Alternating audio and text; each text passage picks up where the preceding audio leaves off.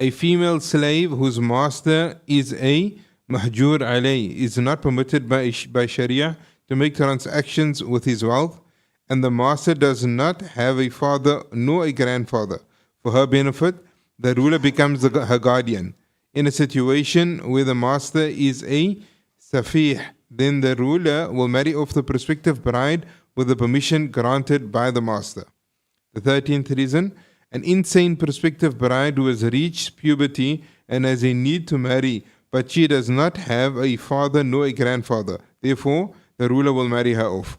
14th reason, a female slave whose female master is a Rashida, and the master does not have a guardian. Therefore, the ruler will marry off the female slave with the permission granted by the master.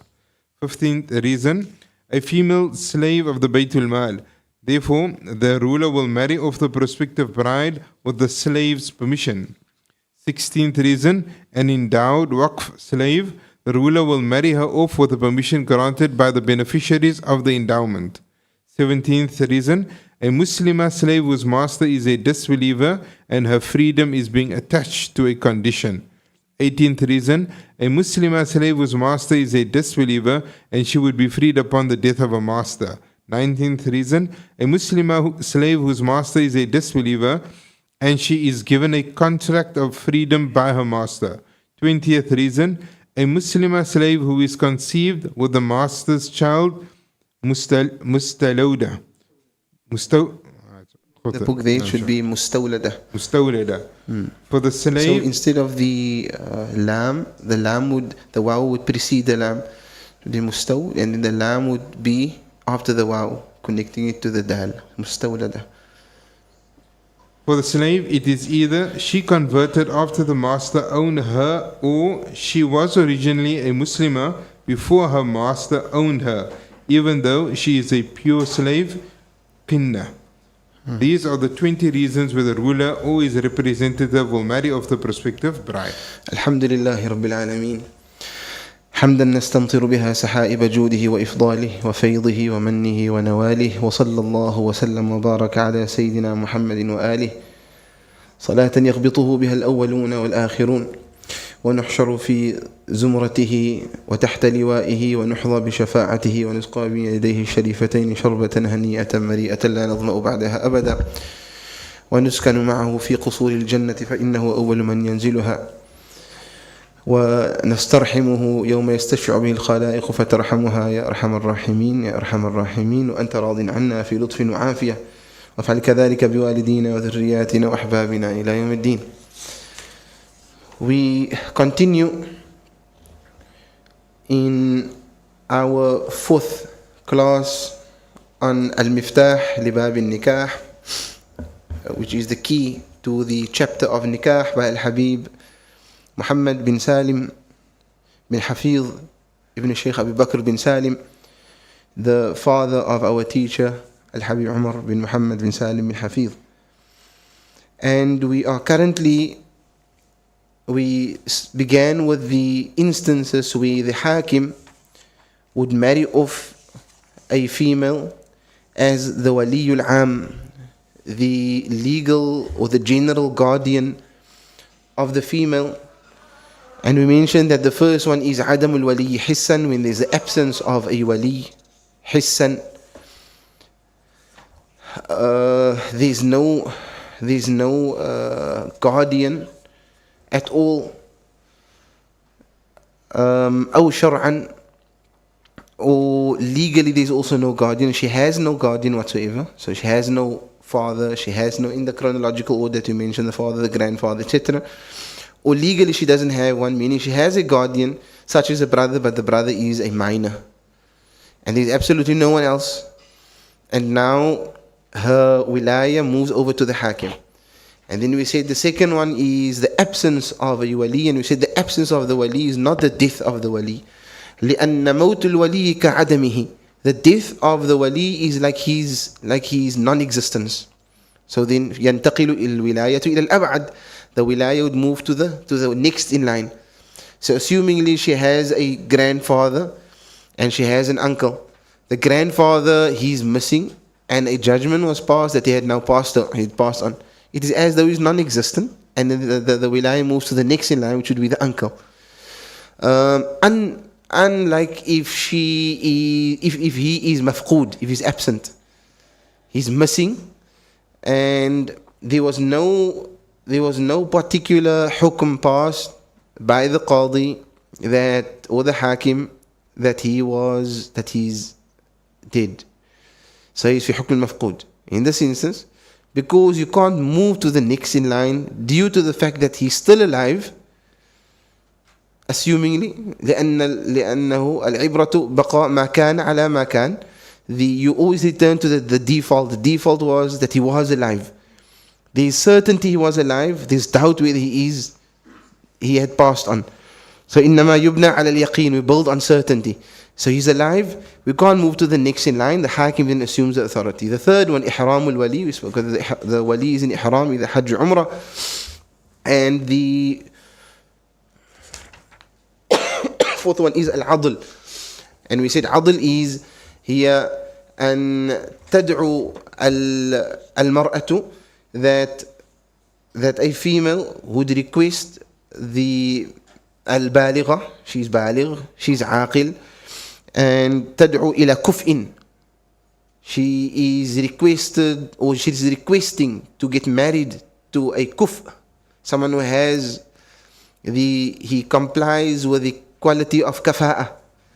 And again we said we'll try and limit the translations, but again kafa'a we said is the compatibility, and these conditions for the compatibility according to Imam Shafi'i. And Imam Shafi'i may be one of the most stringent madhahib in relation to compatibility between the husband and the wife.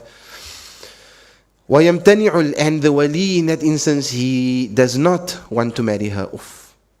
He does not want to marry her off. In that instance is a mas'ala of adl, where it is the unreasonable withholding, the wali withholding his consent to marry his mawliyah off to someone who is compatible with her, and she then is able to apply to the hakim or to the qadi to waiver or to have the authority of the wali taken away from him, and then by virtue of that it then rests within the hands of the qadi.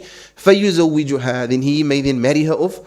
أو ينوب عنه من يزوجها, or he may then place someone as a representative on his behalf, as a proxy, to marry her off to the kufr. That is لا بد من ثبوته عند الحاكم. The adl, it must be proven in front of the hakim. Once the hakim sees that he is a kufr, he is compatible, he looks at the different, he listens to the wali. If the wali is present and he says, look, I found that she is compatible to him, or he is compatible to her, there's kafa'a, there's no issue of kafa'a, what is the reason? No, I don't want to marry. زوجها, marry her off. فيمتنع, and he says, I will not marry her off. أو يسكت, or he keeps quiet. Then he says, حكمت بعدلك, I rule that you are in this instance a wali عادل, you are a wali that is unreasonable withholding your authority, and I hereby authorize her to get married to marry him. So you can either say زوجتك من فلانة so and so and so موليتي, and then the different صيغة, and he will say قبلت, or you say وكلت, I authorize so and so person to marry you off to her for the dowry that in this instance the mahrul mithl, the dowry that would be for a female in the similar instance. Then the next one is al-khamisa, the fifth one is safarul wali. The wali, he's on travel. So the wali is on travel, and the female wants to get married, and she says that my guardian is not here, my wali is not here. Where is he? Wallah, he is here by Gordon's Bay. سفر قصير. It's a short travel. ليس سفر طويل. The condition is أن يكون السفر إلى مسافة القصر. It must be the duration of where you shorten your salah. It's approximately how much? Some 83 kilometers, 83 kilometers. إلى مسافة القصر. If it is beyond, if it's مسافة القصر حين تقصر الصلاة, then such a person, such a female has a valid claim. And she can say that, look, my wali he is not here. He is mathalan in Joburg, or he's in Bloemfontein, and he is not going to be back anytime soon. In fact, he's not going to be back for the time that I'd like to get married, the date I'd like to get married. And in that instance, فَيُزَوِّجُهَا الْحَاكِمُ وَلَكِنْ. However, again, it doesn't move to the next in line, because the wali is same like the one who's mafqood, the one who's absent or missing. He is there. It's just that he's not within the area of jurisdiction, في محل العقد, where the contract takes place. Assumingly now, she is in Cape Town, he is in Joburg. Assumingly, she can say, look, I want to get married, approaches the hakim, my wali is not present. After doing the necessary investigation, it appears as though, yes, he is not in town, or he is out of the country. And today, with the wasa'il ittisal, with the communication,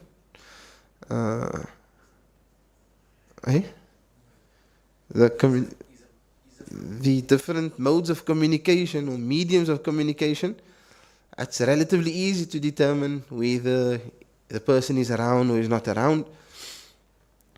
So she then comes to the qadi that's within the area where she's living, in her area of jurisdiction, and she says that I'd like to get married to so and so. And the qadi then finds that this person, her wali is not around, he is beyond the masafat al-qasr, then he marries her off. However, if it appears, mathalan, she says, I want to get married Friday, then he must see Friday where the wali is.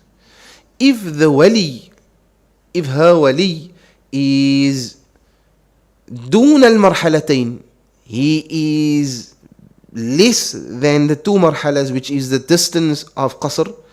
Assumingly now he was in Beaufort, and he says, I'm driving down. Comes the day of the nikah, and he happens to be in Paul. Is Paul, is there qasr? What's he? No qasr in Paul. Paul is not, there is no qasr, and he's in Paul. She says, I can't wait. He must you must perform my nikah now. I can't wait for him to come from Paul. فلا يجوز الحاكم النكاح باطل. If the qadi performs the nikah, because her wali is دون المرحلتين, he is دون مسافة المرحلتين, he is closer than the distance of two marhalas, which is the distance where you shorten your salah. He's on his way back. He's on his way back. And therefore it is important that the person should, at the time of aqd, and this is the mu'tamad of Ibn Hajar. Some of the others would say that it is even وَإِن كَانَ دُونَ الْمَرْحَلَةِ, for as long as he's still on his way back and hasn't returned, it is permissible for the qadi to perform the nikah. But ihtiyatan, because there's khilaf in this matter, the mu'tamad in the madhab, and the mu'tamad of Ibn Hajar, which is the view of Ibn Hajar, is that if he's on his way back and the aqd takes place and he is at a distance where if he was to travel to that point, he would not be regarded as a traveler, then that nikah would not be valid, but they have to wait for him. They have to wait for him. And it is they say it's mustahab that he must make isti'dhan from the abad, from those who are further. So assumingly it is now the brother, but she has uncles, and she has a half brother, and she has, so those who are further on, it is recommended that the qadi seeks their permission also, even though he does not require it. He just seeks the permission, saying that so and so, she came to me and she applied and she'd like to get married. Her wali is out of the country, and I'm going to perform the nikah, and I would like to inform you that, do you give your consent? If they refuse, then he can still perform the nikah without their consent. السادسة حبس الولي. Allahu Akbar. حبس الولي is if the guardian or the wali is incarcerated. He's in prison, and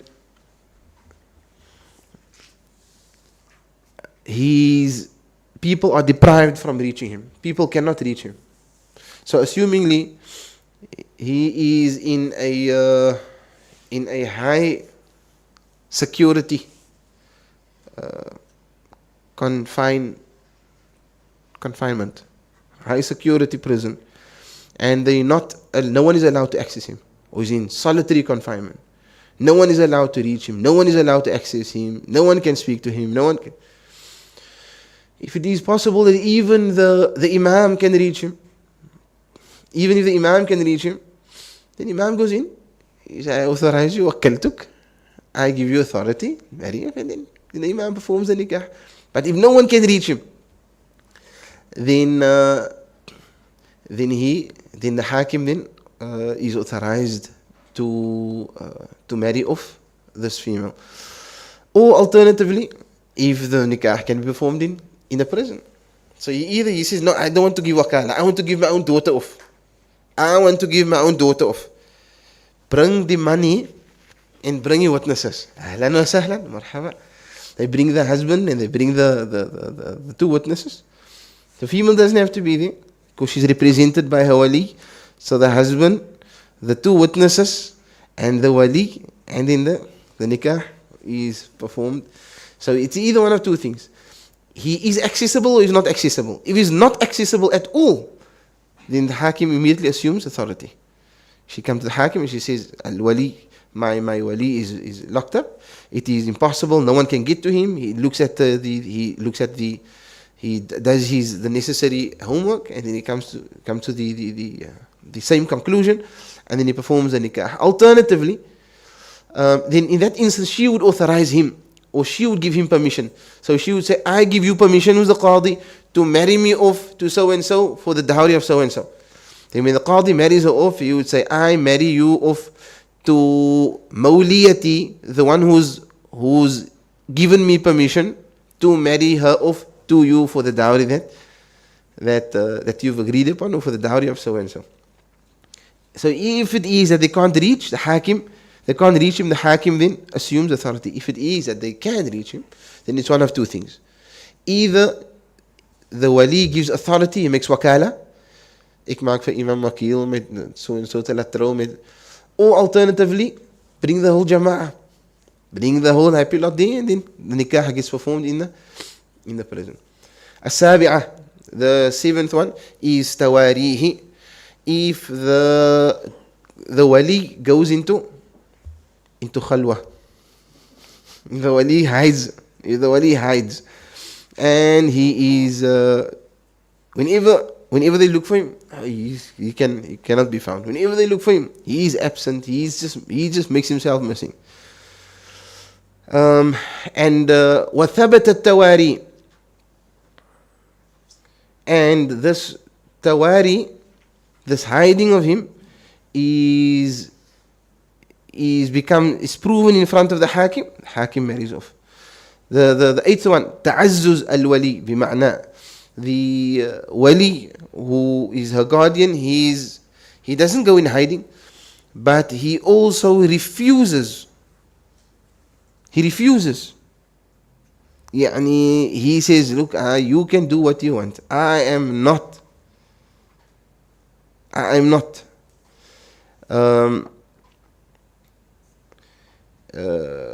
attending. Or he says, I inshallah will come. I'll be there. He's not hiding away. He's there. He said, okay, marhaba. Okay. Say the date. Imam there, everyone. He doesn't come. Can't perform the nikah.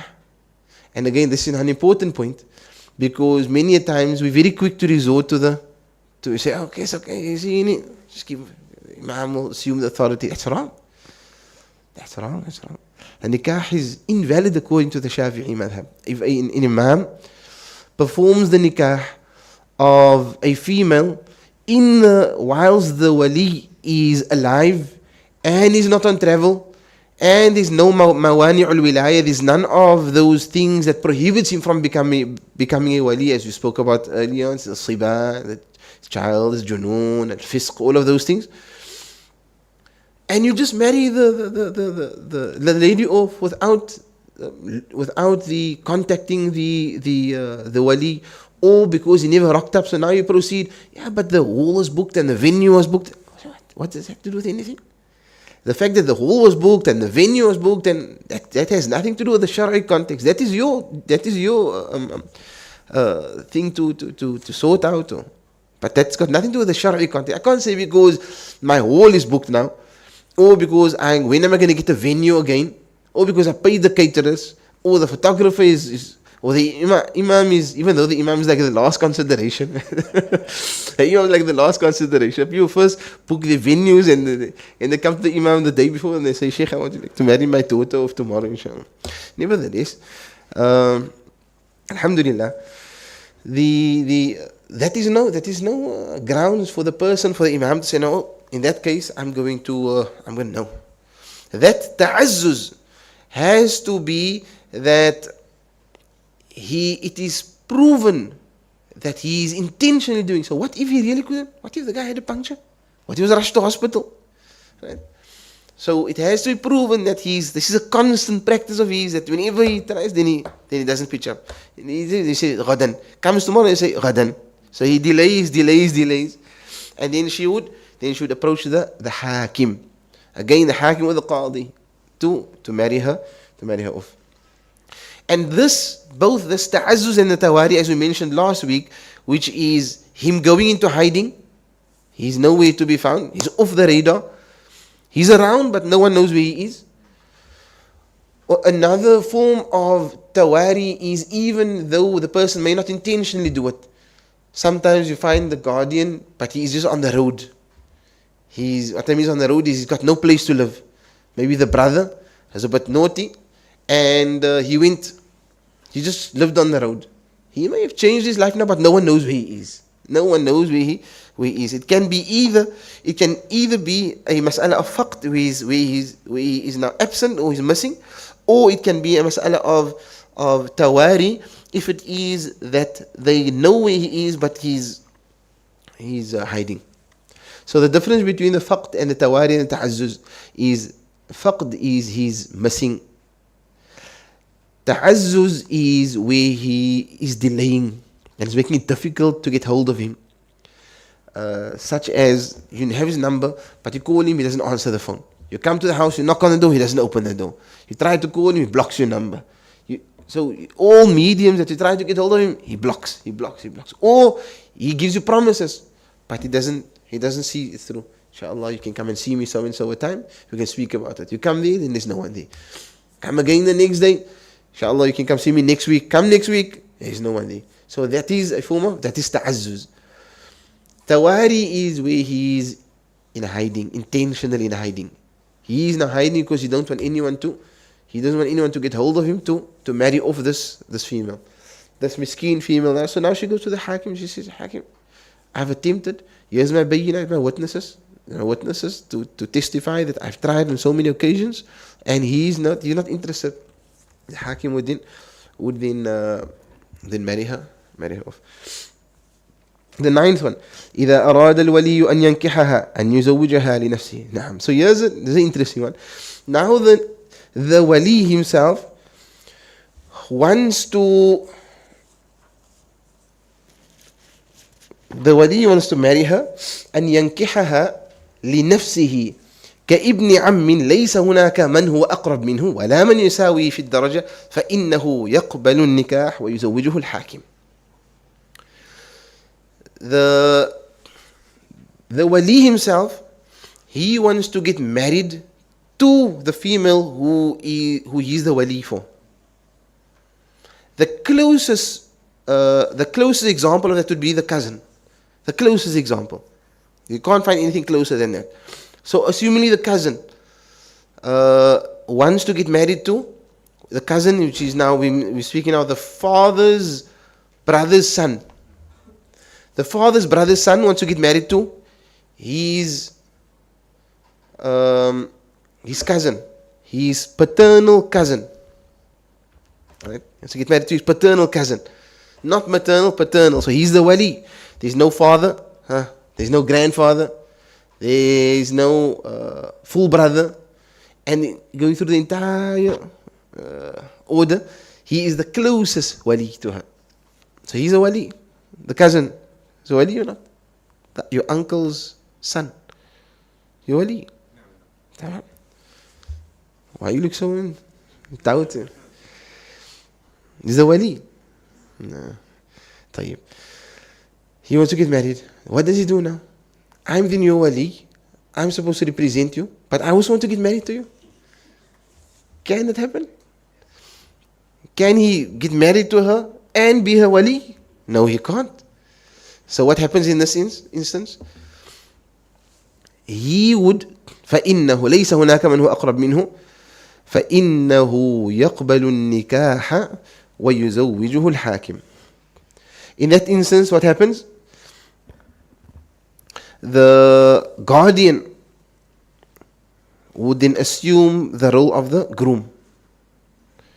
Who assumes the role of the groom will make the verbal acceptance. He would say قبلت. Right?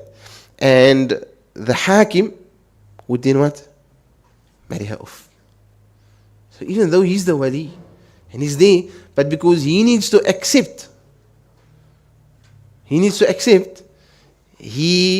then the hakim steps in the shoes of the wali, and the hakim will offer her to him, and then he will accept.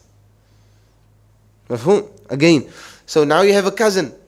The cousin is and there's again no one closer or no one on the same level, so she doesn't have another cousin.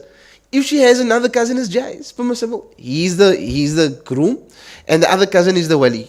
That's simple, that's straightforward. Because they're in the same daraja, they're on the same level. But there's no, if it's closer, it's more clear evidence. So there's a brother and a cousin. The brother will be the wali and the cousin gets married to her. In this instance, there's only a cousin. Do I go to the next one in line? Do I go to the next person in line? No. I don't go to the next guardian in line. Because I'm the wali isn't still there. He's there. So what? Where does it go to? It moves to the qadi or to the hakim. The hakim in that instance, hakim is the ruler, the representative for these matters would be, for example, the qadi. He would then say, he then assumes the authority of the female, and then the cousin, would then act as, who would be the groom in this instance. So he can't be the wali and the groom. Allahu Akbar. And in this instance, you would say, unless, let's see, is it نكاحه فإنه يقبل ويزوجه الحاكم.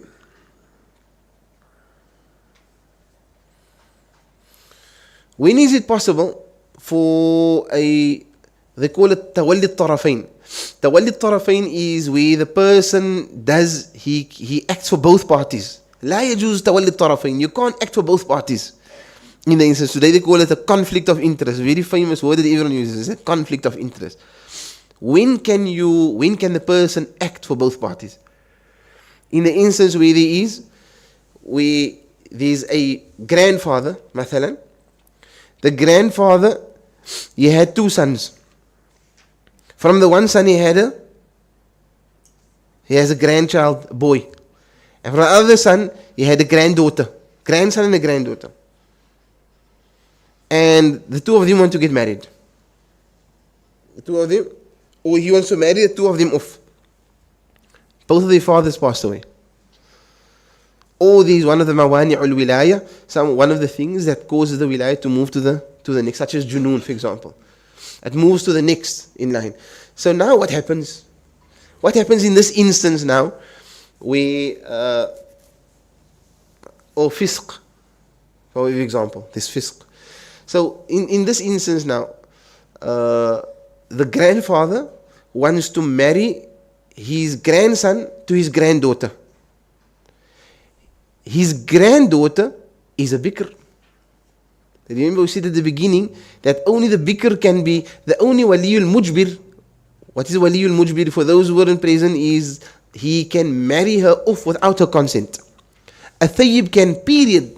Understand this as a rule. periodly a female who's a thayyib cannot be married without her consent. Someone who was married before, or someone who was what? Cannot. But one who's a female who's a virgin, a bikr, she may be married off without her consent only by her father and her grandfather with conditions that we mentioned. Those who forgot the conditions, you can just follow our first class. So now you have this instance now where the grandfather is the waliyul mujbir, and this is also the closest example. You can't say father. You can't say a father, because a father, he can't marry two siblings. So it's a grandfather, and he has two grandchildren, a boy and a girl. He wants to marry the two of them to each other. The parents, assumingly their fathers had passed on, he can then yatawalla tarafain. He in this instance is an exception where he's able to represent both parties. He's the wali of the boy and he's the wali of the girl. Why is he with the wali of the boy? The boy must not need a wali. Assumingly the boy is not mukallaf. Assumingly the boy is sabi, he's still young. Right? Or assumingly the boy is mathalan majnoon. He's majnoon. Or assumingly the boy is mahjurun alayh. He's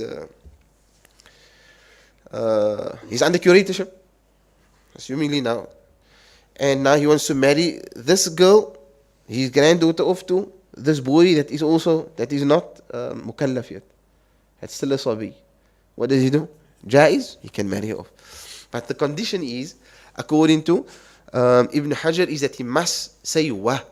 He must add the wow. What is wa? He must say,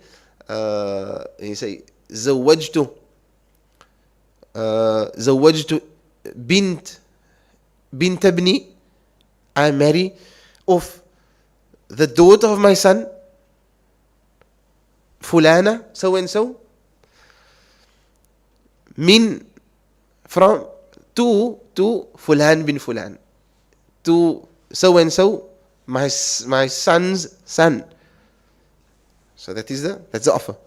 Then he says وَقَبِلْتُ. So you must say the وَقَبِلْتُ. You can't say زَوَّجْتُ قَبِلْتُ. According to Ibn Hajar, he says وَقَبِلْتُ, and I accept the nikah between the two of them for the dowry that was agreed upon, or for the dowry of so and so. So that is according to Ibn Hajar. Al-Imam al-Ramli, الإمام الرملي and الإمام الخطيب الشربيني and Abu Zakaria, الإمام Zakaria, Shaykh al-Islam al-Ansari and Bah Makhruma, they are the opinion that you don't have to add the wow. You don't have to say wa. You can just say زوجت قبلت. Ibn Hajar says you must say, so I marry off زوجت فلانة بنت ابني so and so وقبلت, and I accept the nikah. And that is in one of the instances where he can make tawalli tarafain, where he's able to act for both parties.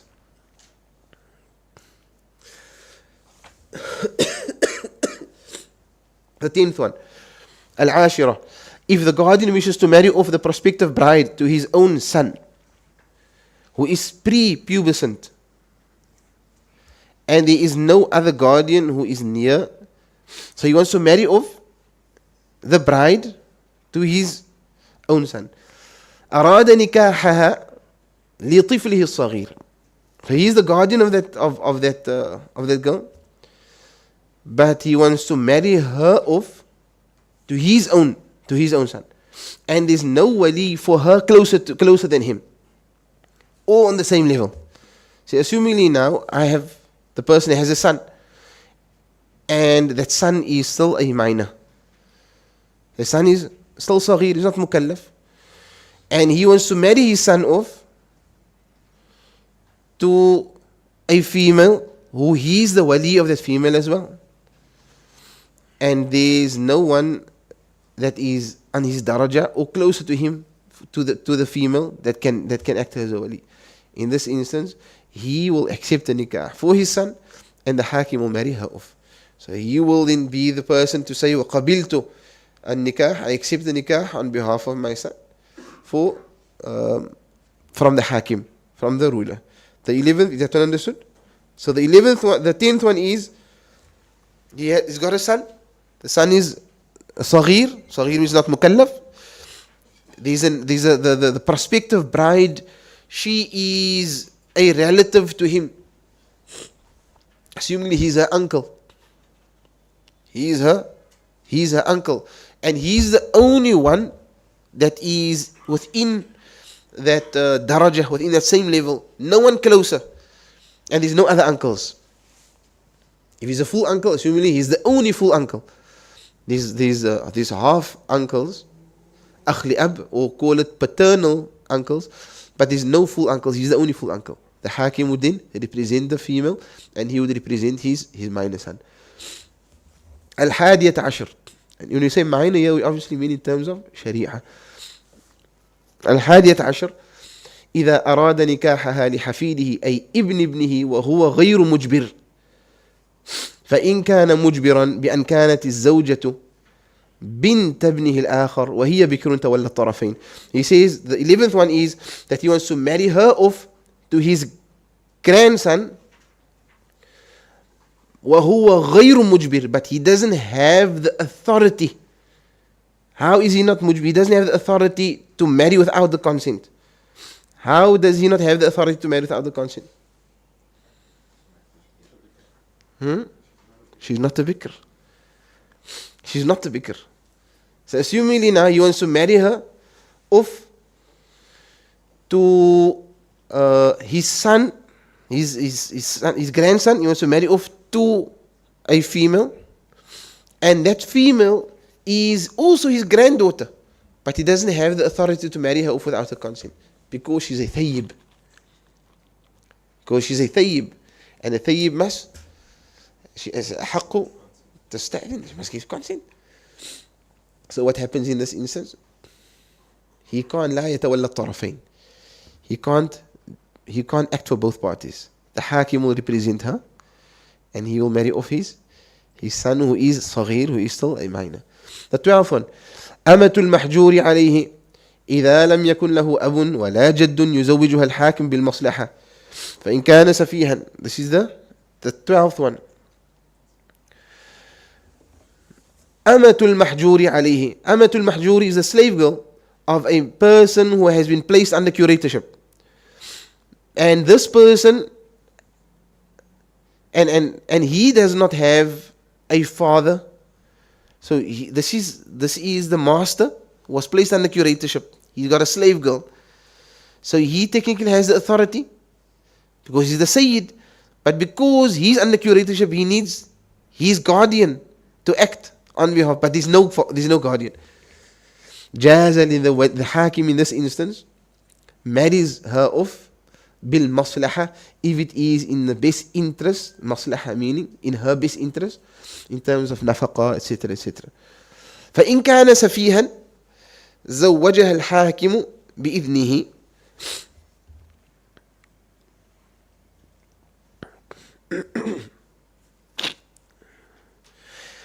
Where the master is a safih we said is a person that does not make decisions for his betterment of his worldly life.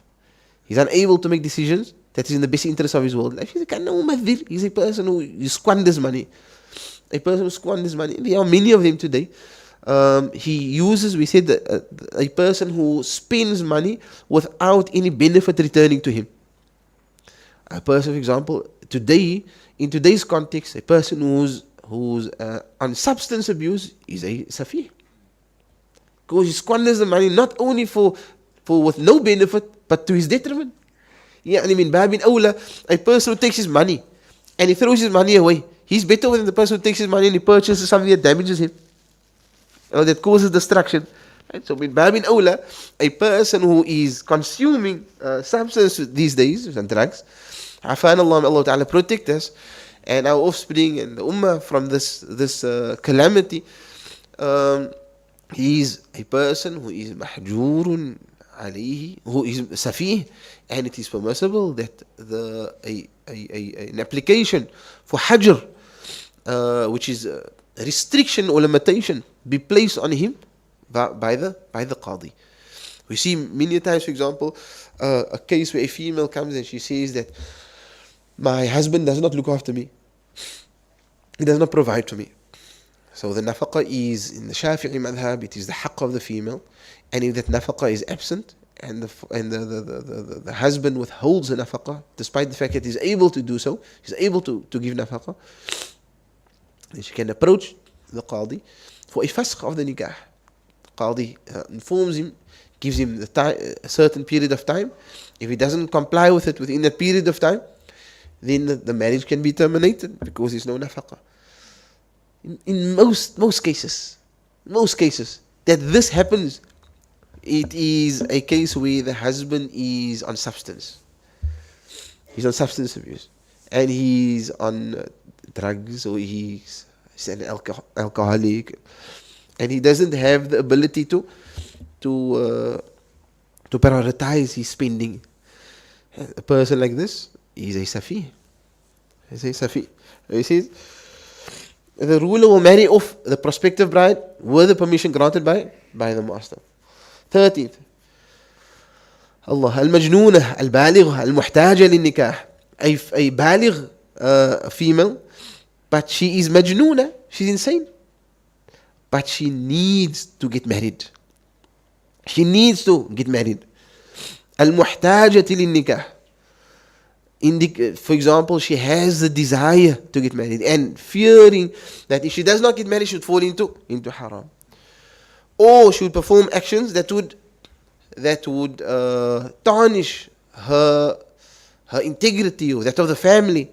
Or two doctors, assumingly they say, two doctors adlain who are trustworthy, they say that, if she gets married, her mental disease will actually be cured. Sy sal regkom, sy moet net trou. Right? Sy is maar net, sy speel so. Or she's maybe have a mental disease, but this mental disease is due to the fact that she never had a husband. Inshallah, that she get a husband, Allahu Akbar, gaat alles regkom. Alles gaan regkom. Sy maak jy sal sê, sy maak jy net 'n man. Now, in this instance, she's majnoona. She's diagnosed as a person who's insane. If there's a shahada of the two doctors who are adlain, who are trustworthy, to marry her off, then and there's no father and there's no grandfather, يزوجها الحاكم. Hakim can marry her off.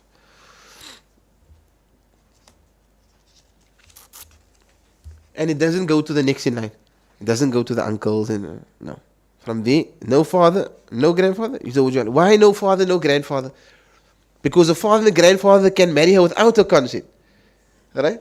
The father, the grandfather can marry her without the consent. Unlike the others, they require the consent. But how is she going to give consent because she's not mentally capable? How does she authorize? So then it goes to the hakim. So again, we said the father, grandfather, if we say bikr, never been married before, even if she's baligha, he can marry her off without her consent. Conditions, skuf, etc., etc. There's compatibility, but now the grandfather and the father there's no grandfather, no father. There's only an uncle. Is the uncle a wali? The uncle is a wali, but now how does the uncle marry her off? Because the uncle requires the consent. The only one that can marry mujbiran, I don't want to say forcefully, but assuming without the consent, is the father and the grandfather, which are absent. So in this instance, the matter goes back to the qadi, the ruler, the judge. He would then marry her off if he sees that it is a hajah. A hajah. In the previous one, it is if it was the maslahah. In the instance where we see that there is a mahjur alayhi, the person, it was a safih, it was if there is a maslahah, if it's in the best interest of the person. In this case, there must be a hajah, there must be a need. Such as, she's sick, she gets married, the doctor says, no, inshallah, she will be cured, inshallah. Or her state will improve. That's a hajah. Or her state won't worsen. It may become very bad. And if she gets married, it actually won't worsen. It will just remain like this and it may gradually become a bit better. Al-Rabi'ah. Al-Rabi'at Ashar. The 14th one. الأمة الرشيدة التي لا ولي لها أي لا ولي لسيدتها يزوجها الحاكم بإذن مالكتها. So you have a female, she's the master, and she has a slave girl, and the slave girl wants to get married, but she doesn't have a wali. The master, who's a female, doesn't have a wali. One of the conditions of a wali must be a dhakar, must be a male. The Shafi'iyyat must be a dhakar. There's no male. There's no males. She has no male walis. She's a female. She's the master, and she got a slave girl. In order for her to marry off her slave girl, she then authorizes the hakim to marry her off. 15. Amatu bayt al-mal yuzawwijuha al-hakim bi'idhniha. These are all now have to do with slavery, so which is really abolished these days. But we read through it, inshallah, because it is important as part of the amanatul ilmiya, the amana of ilm, of conveying, even though it may not be relevant. But it is nevertheless important, it's required. And this is when one teaches books, or one covers a book, sometimes you think, this chapter is not actually so important, and you just cancel this chapter, or take it out, or say pass this chapter. No. But the amana of the ilm requires that you have to read everything, you have to cover everything in order to complete the book. Today, many times universities, even Islamic universities, you say, هذا كتاب الرق. This chapter of slavery has abolished. Take it out. Don't worry, you don't have to study that. It even says here, wherever it speaks about riq, you don't have to read that, because it's no longer applicable, it's abolished. That is not how deen works. Even though it may be, but it's important for the person to know the ahkam and to know the rules of these things. Right?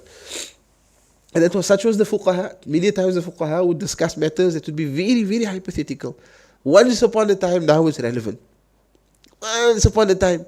In transactions, for example, we speak about the instance where there was an immediate, the person lives in another country, the buyer is on the one country, the seller is in the other country, but the message got carried to him.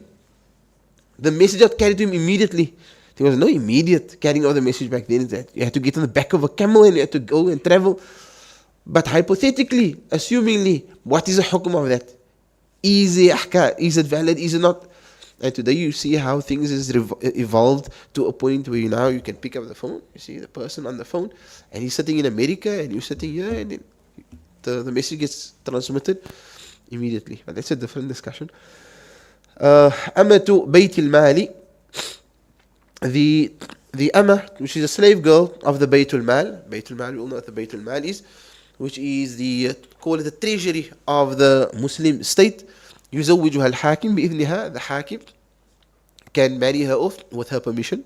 So she belongs to the Baytul Mal. She's a slave of the Baytul Mal, and he marries her off. Al-Amatul Mawqufa, the slave who is she's as part of an endowment and a waqf.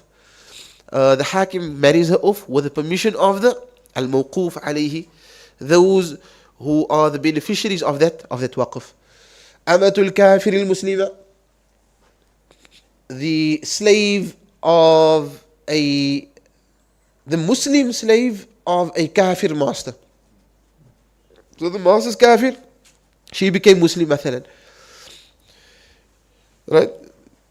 He said that I set you free on a condition. Mathalan, if you enter this door, if Zayd comes, if Amr goes, the Kafir can't marry her off. We said that the religion must be the same. The Kafir can't marry off a Muslim. He can't be the wali of a Muslim female. So what happens? It comes back to the Hakim, and the Hakim marries her off. The 18, Amatul Kafir al-Mudabbirat al-Muslima, the slave girl. But what needs to happen here is that she needs the permission still of the master. No? In the 16th one, she still needs, or 17th, she still needs the permission of the master, even though the master is Kafir. The master must give permission for her for the Hakim to marry her off. The slave girl of a Kafir who is Mudabbara. Mudabbara is she's been set free by his death. He says, if I die, or the day I die, you're free. The day I die, you're free. Hakim can marry her off as well with the permission of the master. Amatul kafir al-mukataba إذا كانت مسلمة. So again, the master is a disbeliever. The slave girl is a Muslim. But the slave girl, there's a contract between her and the master. Contract. If you pay me X amount within a certain period of time, and then you're free. She wants to get married with the permission of the master. The Hakim marries her off. The 20th one, مستولدة الكافر إذا أسلمت. And that's the last one. Is a person, a Muslim, a slave, a Muslim slave, female, who a mustawlada is if the master conceived a child from her. Right? The master conceived the child from her. إذا أسلمت, if she became Muslim, this female, or she was Muslim. ومثلها أمة الكافر المسلمة, and like that is similar to it is the slave girl of a kafir, even if she's a pure slave, a qinna, a abd qin is a pure slave. So it's not a slave that was set free subject to death. It's not a slave that is set free subject to a condition. It's not a free slave that is muba'al, that is partially free, partially slave. It's not a mukatab, it's not a slave that has a contract between him and his master that pay me 100,000 rand before X amount and then a certain date and then you're free. It's a pure slave. There's no contracts, no agreements. The Hakim will marry, can also marry her off with the permission of her master. These are the 20 surahs that he says where the Hakim then assumes the authority to marry off a female and acts as her legal and public guardian. Akmin.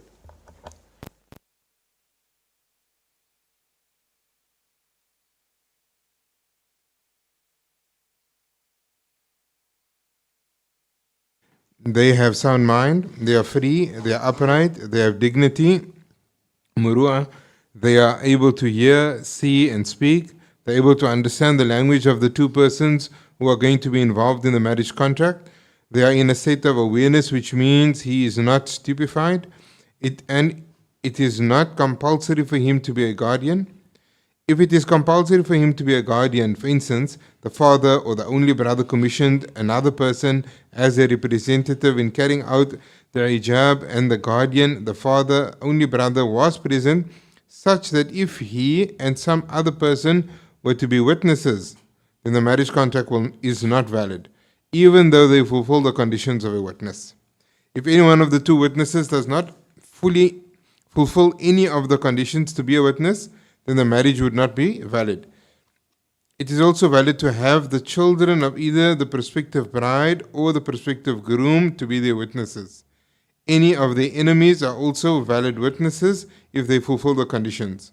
Also, for those people whose reality of uprightness is not known, but outwardly the signs of a fasik is not prevalent in them. So now he speaks about the conditions of the shahidan. The shahidan, the two witnesses, it is we said that the first one is the wali, and we completed the wali, the condition of the nikah of 5. The wali, the two witnesses, the bride, the groom, and the verbal agreement, or the sigha.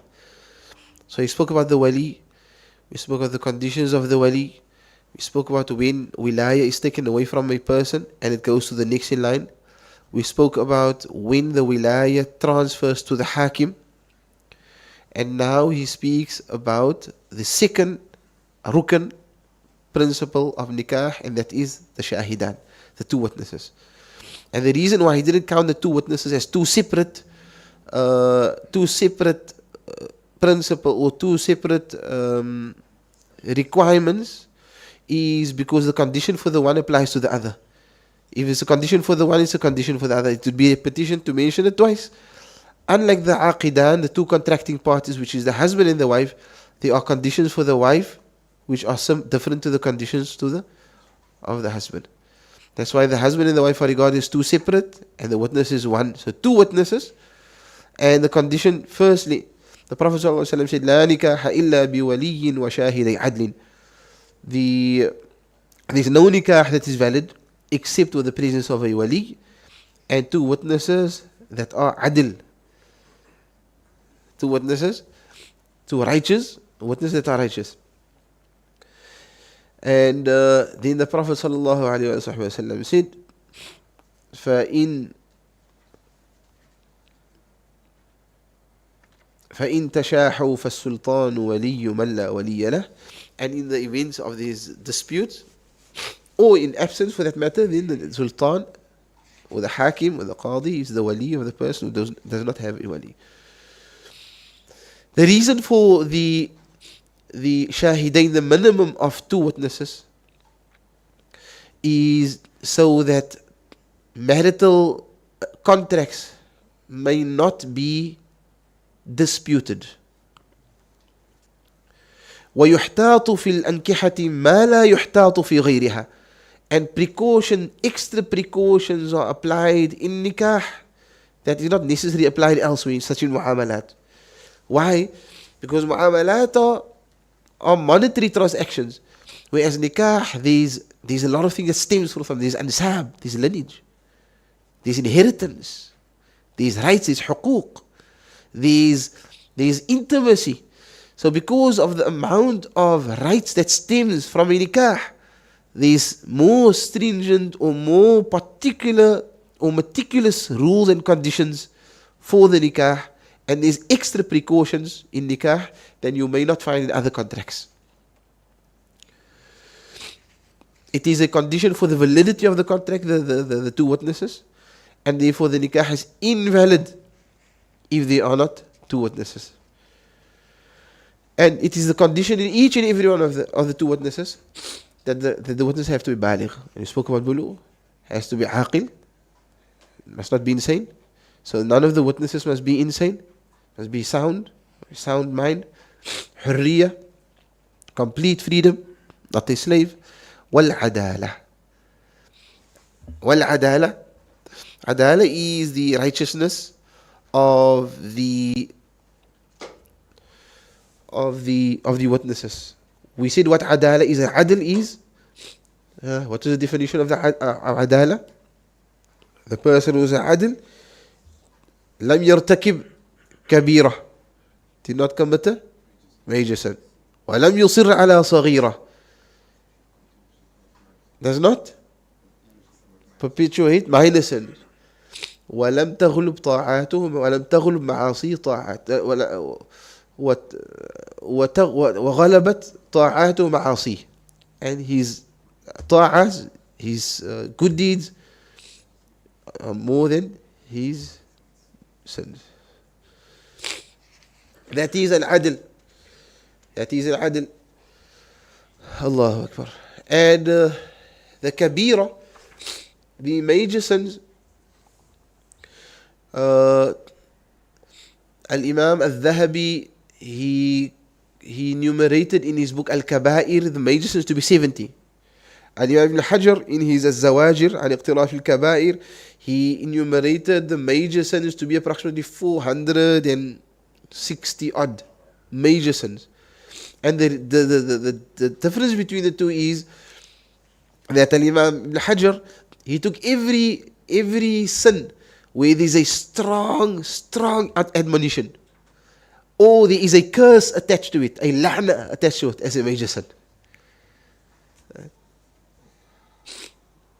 And then some said it's only 7, based on the hadith of the Prophet said, ijtanibul mubiqat as-sab'a, stay away from the 7 major sins. But that was only the 7 most major. The Prophet ﷺ speaks about shirku billah, sihr, and all those things. And then beneath that there are other major sins. There are other major sins as well. And whoever wishes to, they can approach the book of Imam Ibn al-Hajar al-Haytami that speaks about the majors. May Allah Ta'ala protect us from major sins. Ameen ya Rabbal Alameen. And therefore, when the person, as soon as he commits a major sin, immediately his adalah falls away. Immediately his adala, or he's consistently committing minor sins, then it falls away. And the next one is al-muru'ah. That the person should be a person of muru'ah, meaning he must not do something that impeaches his honor or his dignity. He mustn't do something that impeaches or compromises his dignity or his honor. What is the meaning of muru'ah? What's the definition of muru'ah? We know what's the definition of adala. The definition of muru'ah is التخلق بخلق أمثاله في زمانه ومكانه. Is that the person must always behave, he must carry himself, he must conduct himself in a manner that is appropriate to those in his time and in his place. Those who are like him, within his time and within his place. Again, so muru'ah, which is the dignity or the honor that is for someone like him, within his status or within his caliber, and within his place, and within his time. So you would notice immediately the difference between adala and muru'ah is that adala is something that is static. Whether it is yesterday, whether it is today, whether it's 100 years ago, whether it's 100 years later, doesn't change. Whether it's South Africa, whether it's America, adala is adala. A sin is a sin. Right? A major sin is a major sin, and a minor sin is a minor sin. A major sin is not a major sin here, and it's a minor sin somewhere else. A major sin is a major sin. Muru'ah, on the other hand, it is something that changes based on norms and customs. So it may be something kharimun lil muru'ah, something that impeaches the person's honor or his integrity in a certain area, but not in a different area. By way of example, in a'alim, by way of example, in our setting here, and it's particularly I speak in Cape Town, a'alim, a person who a scholar of a high caliber that wears, he doesn't wear kufiya, and he wears maybe, he walks in the road with a short half pants and a short sleeve, right? May be regarded, or is it regarded as a kharim lil mur'ah, something that impeaches his honor or his integrity? Maybe, Allah Alam, does it? Whereas in another country it may not be like that. Take for example, as Masr in Egypt, you would find that many scholars, great scholars, they would wear trousers and a shirt or a tuxedo, a blazer, nice suit, maybe clean shaved, nothing on their head, and they would lead salah like that.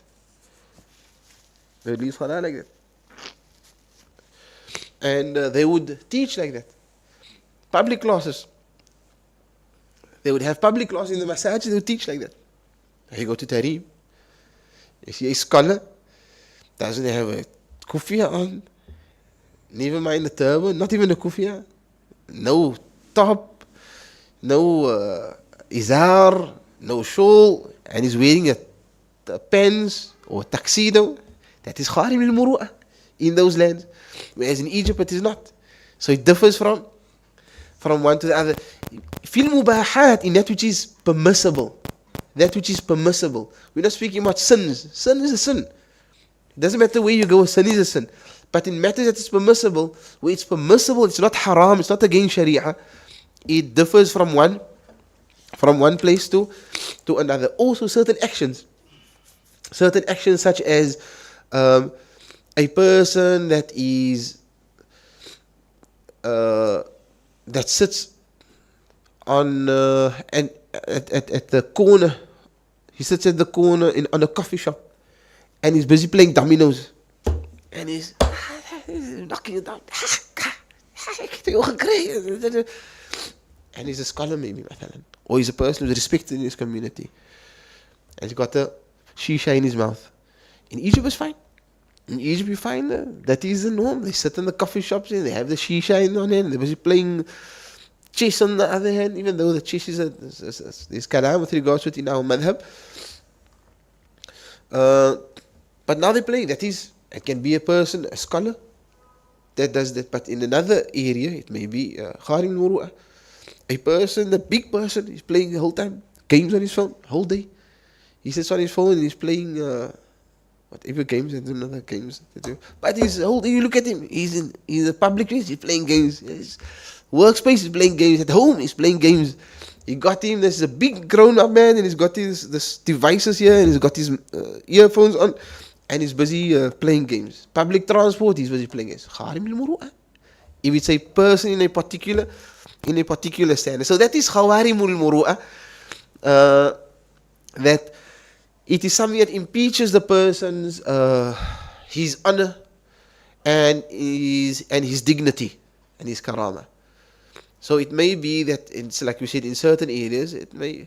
Mathalan, example, if I'm just thinking now.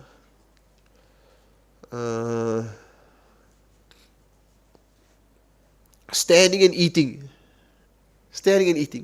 not haram. It's makruh according to Shafi'i madhab. But in certain countries, standing and eating is actually a way of honoring your guest. Like in Jordan, Al-Ka'ali went to Jordan, and they got invited to a host. Big sheikhs traveled with Al-Ka'ali, and they were standing and eating. And they couldn't sit because they gave him no chairs. It was just a table like this. And they had to stand around the table and eat. And by then it is, if they really want to treat your guest, you give the table, you open up the table for them, and they stand, meaning they can anywhere around the table, they can walk around, they can take whatever they want. There's no restrictions. That is like to make your guests feel very comfortable. You make them stand and you can come here. But Shafiq does pull so a stunt on you. They say, no, don't go to that guy again. It's kharim al-muru'ah, standing and eating. Inviting a lot of ulama and make them stand and eat. It's kharim al-muru'ah. وهكذا.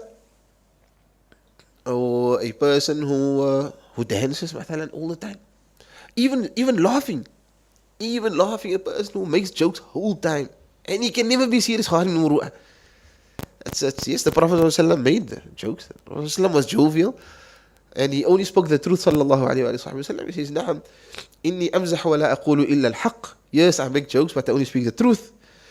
But a person who's never serious, you can never take him serious. Whenever he speaks, he nonsense.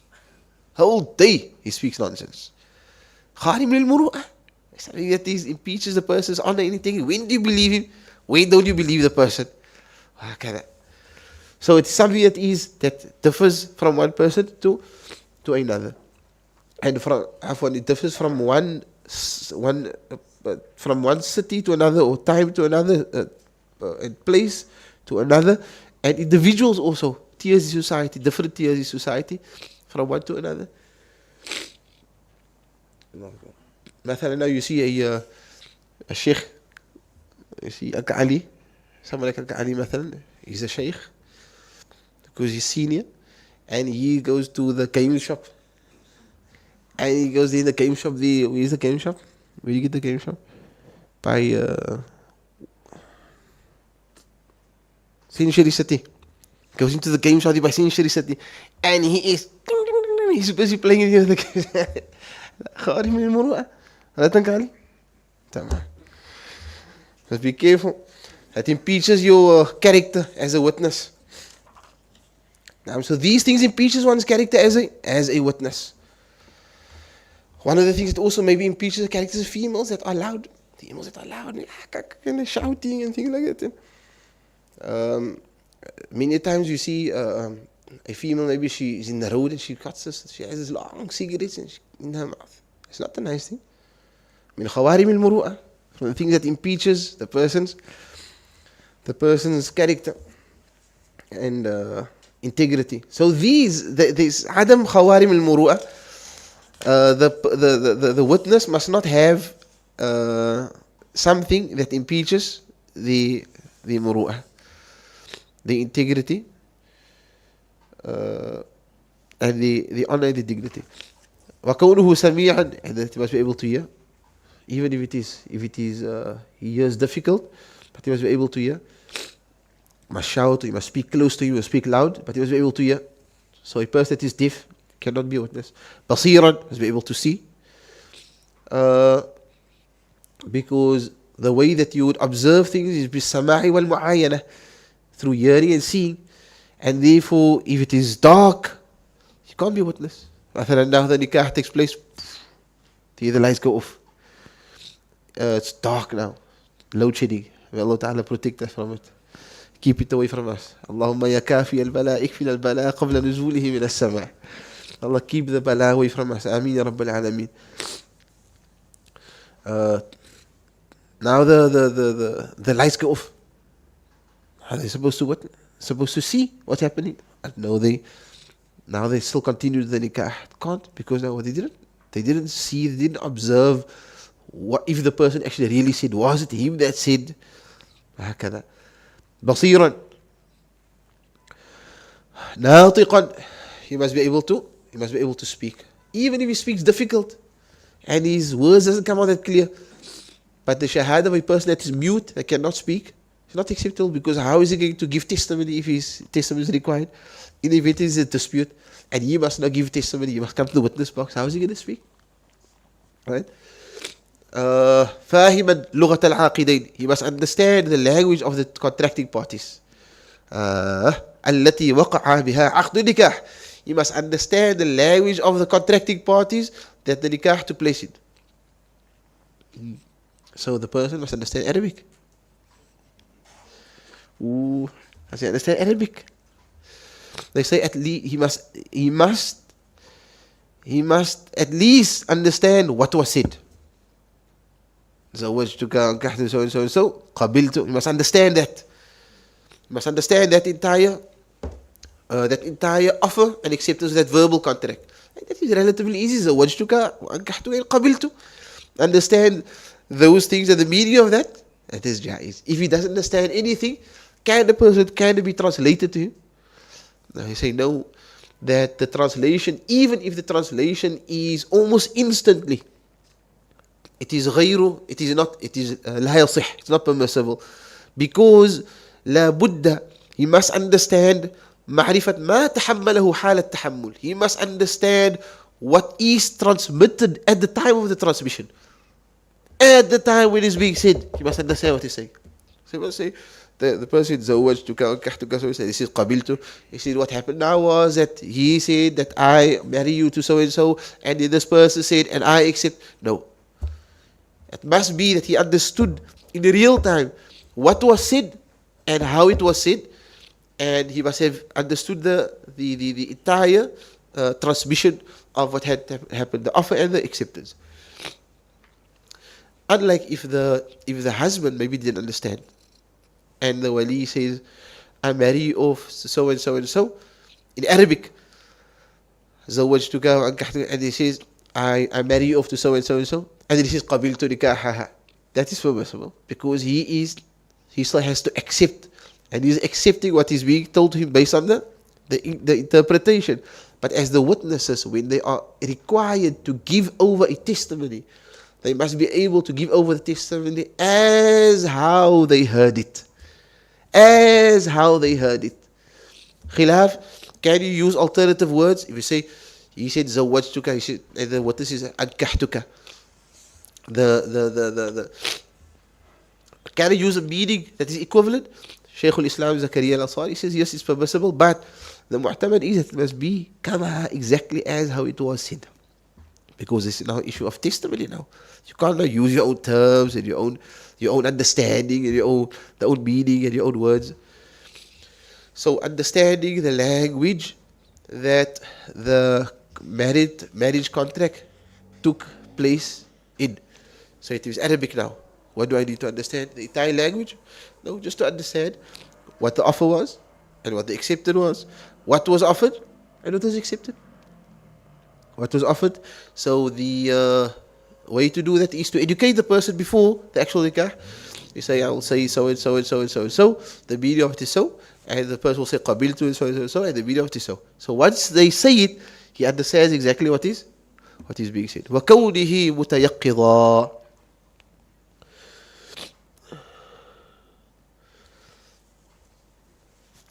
Eh?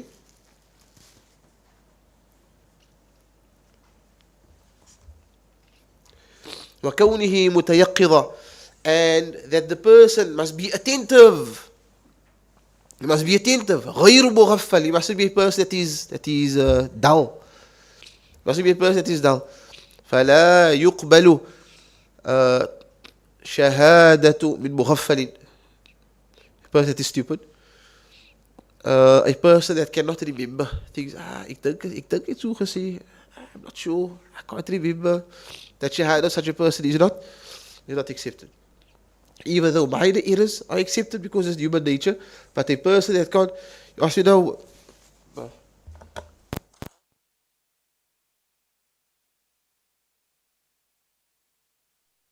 you ask the person, okay, tell me quickly, where were you now? They say, I was in the masjid. What did you do? I extended something that made me sign in a book. What is it that you sign? Allahu A'lam. I just signed. Told me must come and I must sign. I don't know, what did I sign? Maybe I signed my life away. I said, Mughaffal. That is la yasih. He's not a valid witness.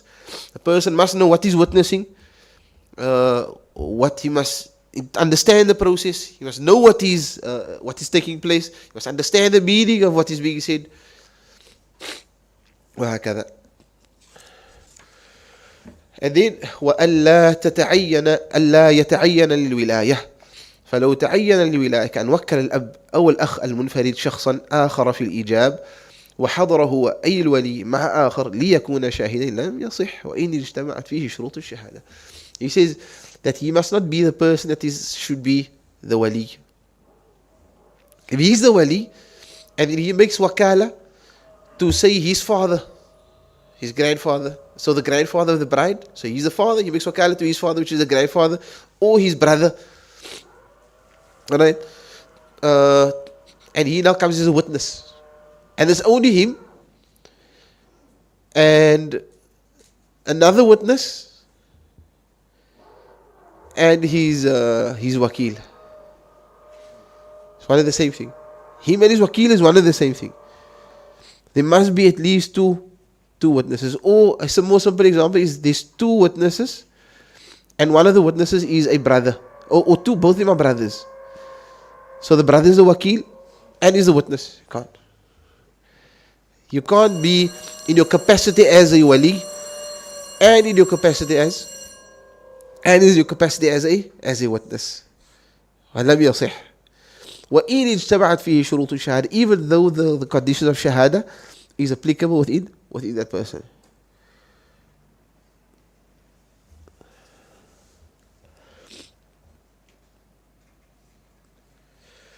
If she has three brothers and two are, for example, two are witnesses and one is the wali, is that valid?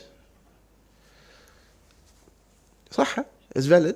So she appoints, but if she appoints, what if she says, I make you all my wakil to marry me off. وكلت كل واحد منكما في تزويجي. I appoint all of you to marry me off. And there's three of them.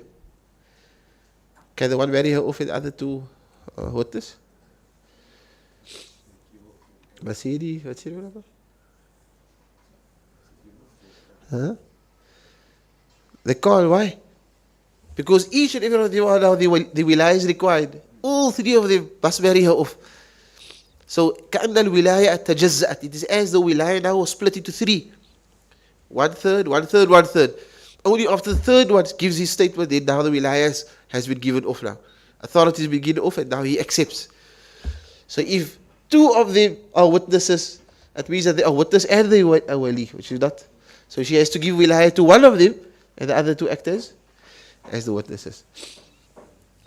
If any of the conditions are not to be found or absent in any of the shahids, the witnesses, the nikah would be invalid. The nikah is also valid if it is the testimony of two, the sons of the parties getting married, and all the enemies. وَبِمَسْتُورَيِ الْعَدَالَةِ. What is مَسْتُورَيِ الْعَدَالَةِ? مَسْتُورَيِ الْعَدَالَةِ is a person whose righteousness is not apparent. It's not known. His righteousness is not known. They seem to be, I don't know them in detail. I see the person, I think he's an okay person. Do I have to go dig to see, is this person, does he have adala? Does he dig a bunch of major sin? Does he, must I now go see, is he insisting upon minor sin? That's not our duty. A believer, by virtue of his Islam, is regarded as a adil. He's righteous. He's a person of righteousness. As for what he does beyond that, it's not required for you to do it with. So the Zahir al-Adala suffices. The Zahir al-Adala meaning, I don't know that the person committed anything that resulted in him becoming a fasiq. This is the conditions of the witnesses, and what follows is the conditions of the zawj, the husband, and then what is the hukm of the husband marrying certain people who he can join between and who's haram to join between, and the temporary combining between females, and the permanent combining between females. This will be the discussion, and then we'll go to after the zawj, we'll go to the zawja, the conditions of the wife. Inshallah, our time's up. If you're following the live, if you're watching the live, there is a number where you can send your questions to, inshallah, and then we will attempt to answer the questions from next week onwards, inshallah. Time is just a bit tight, so here's the reason why we haven't been taking much questions, but as from next week we'll try, inshallah, to answer the questions. Barakallahu feekum. Sallallahu ala Sayyidina Muhammadin. Alhamdulillah.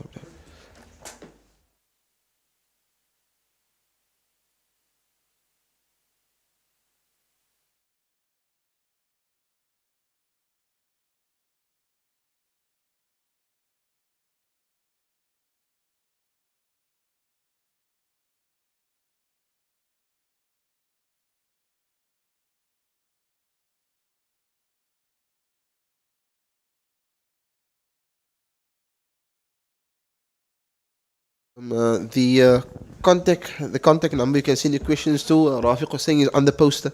So the poster of the laws of nikah, there's a number on there. You can send it to that number, inshallah.